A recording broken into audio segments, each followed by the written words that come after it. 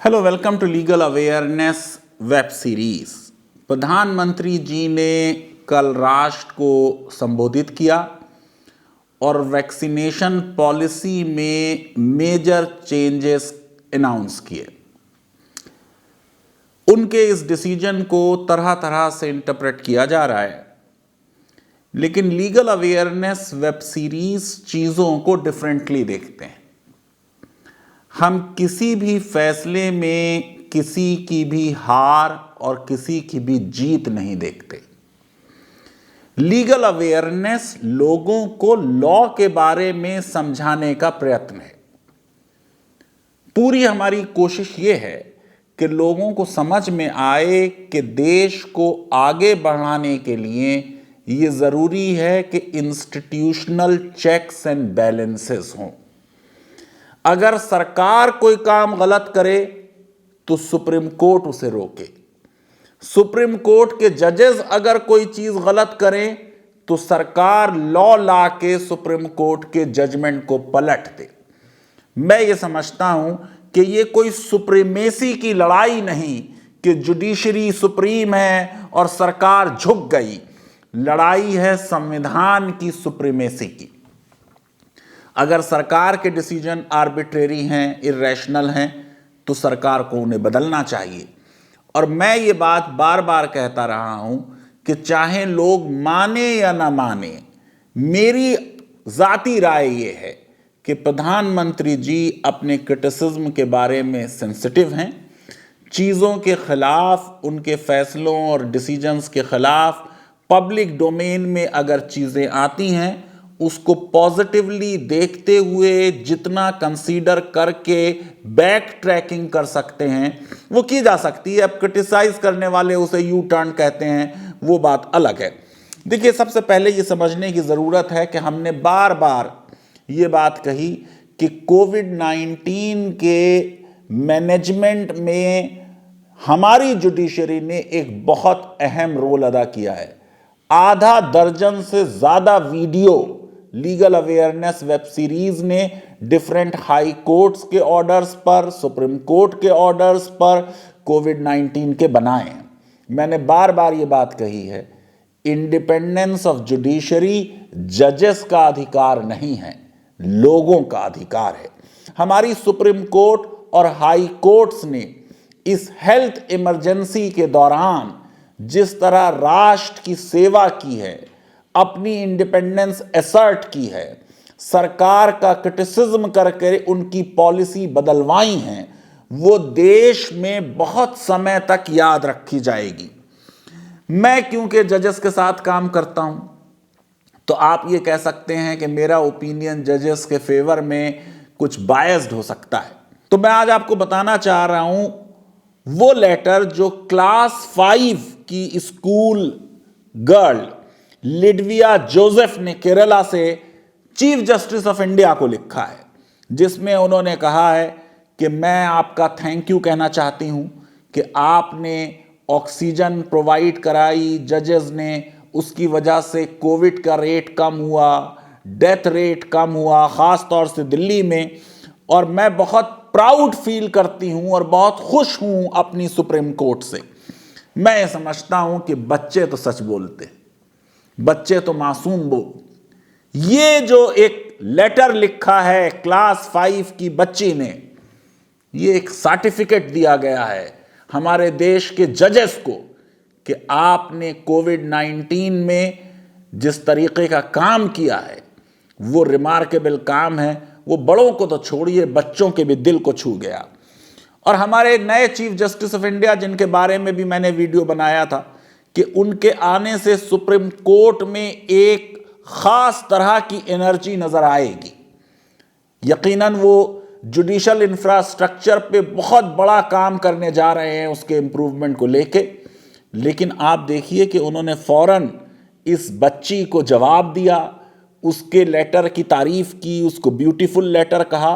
और वो इलस्ट्रेशन और स्केच जो इस लड़की ने बनाई कि जज काम कर रहा है और वो हथौड़े से कोरोना को मार रहा है, उसकी तारीफ की चीफ जस्टिस ऑफ इंडिया ने।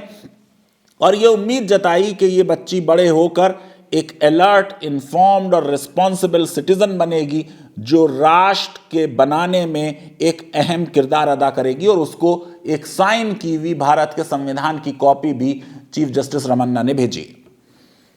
तो ये बच्चों की तरफ से सर्टिफिकेट जो है ये बिल्कुल साफ बता रहा है कि कोरोना की इस लड़ाई में सरकार के फैसलों पर बहुत सख्त और पैनी नजर हमारे जजेस ने रखी और उनको करेक्ट करने के बहुत सख्त ऑर्डर्स पास किए।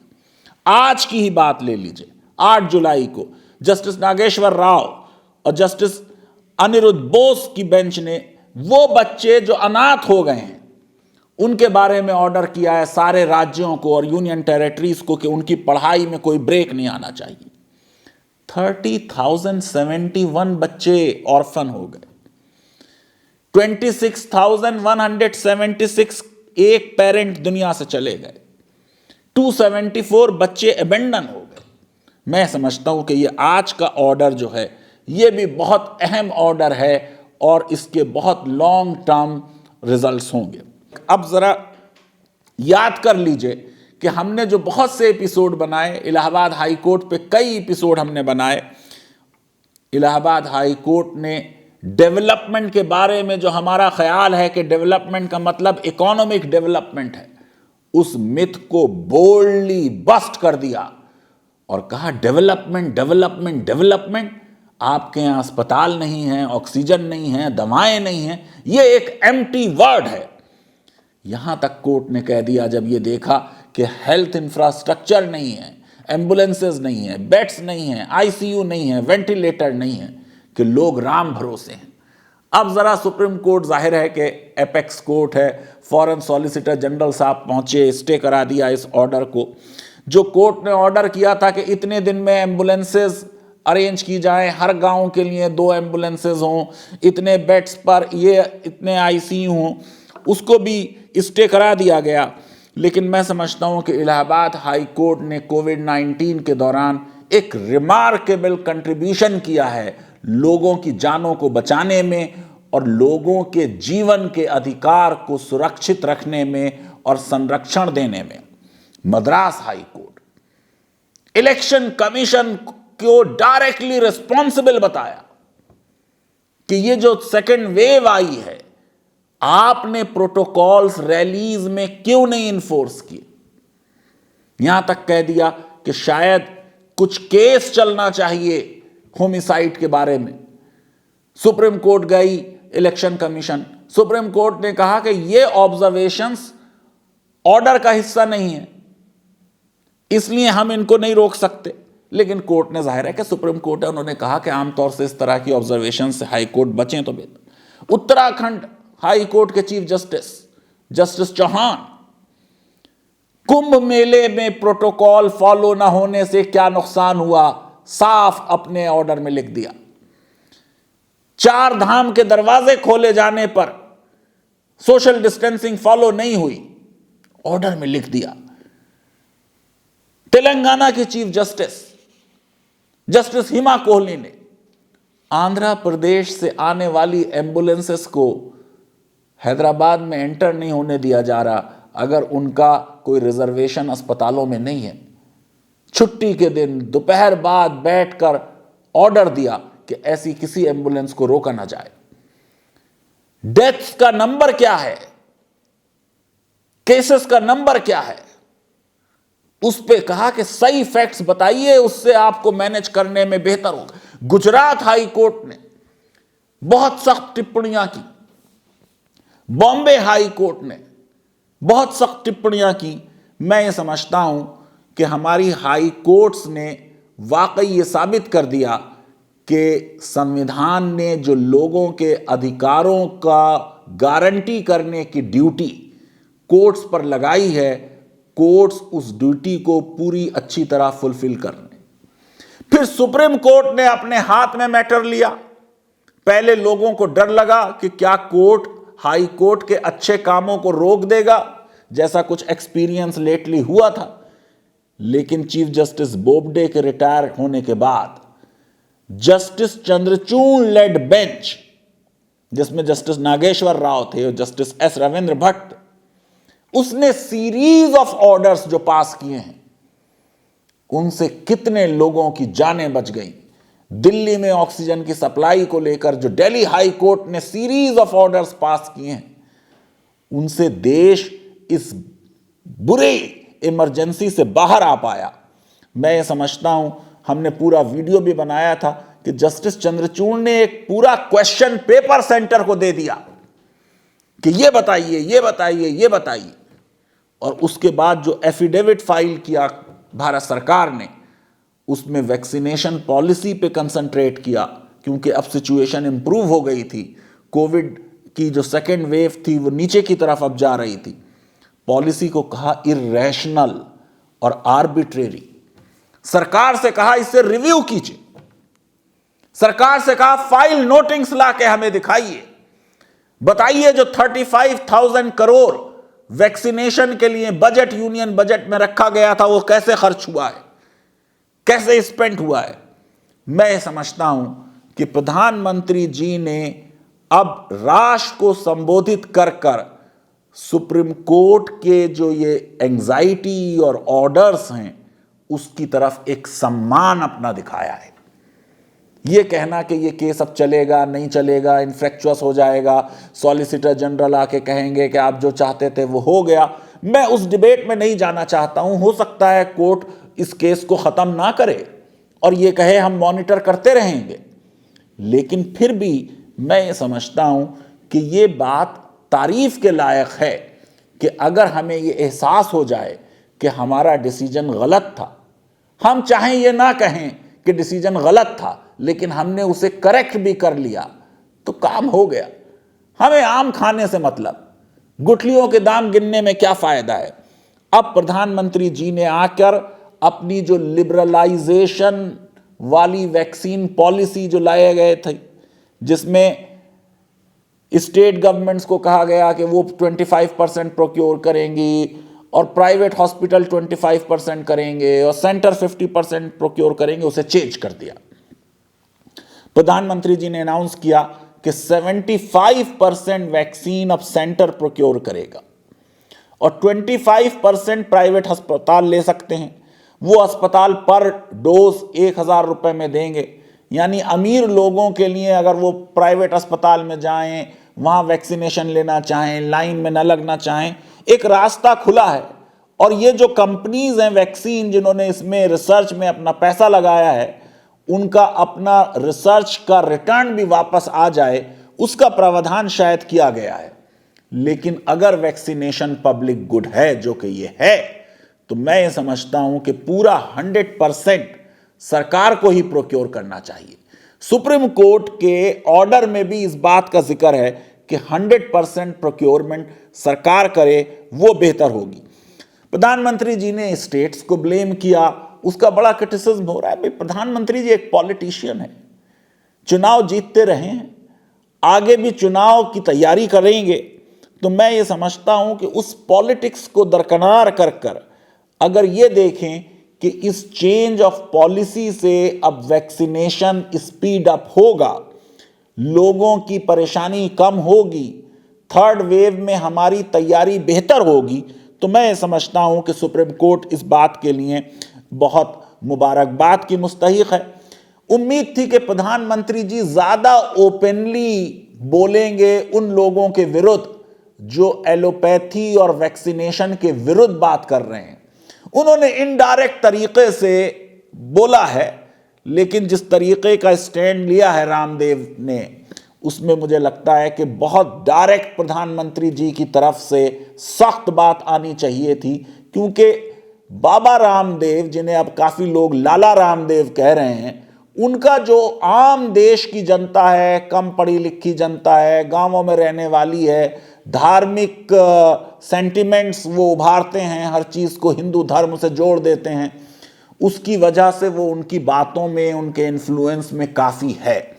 और ऐसा बात नहीं है कि ये बाबा रामदेव ही हैं, सिर्फ हमारे कुछ वकील, कुछ लिबरल्स, वो भी वैक्सीनेशन को क्वेश्चन करते हैं। कुछ साइंटिस्ट भी ऐसे हैं, तकरीबन 57 टॉप साइंटिस्ट भी वैक्सीनेशन को क्वेश्चन करते हैं। लेकिन ये समय जो है, इसमें यह देखने का है कि कॉस्ट बेनिफिट एनालिसिस में वैक्सीनेशन वाकई में बेहतर या ओनली उपाय इस समय हमारे पास बचा है।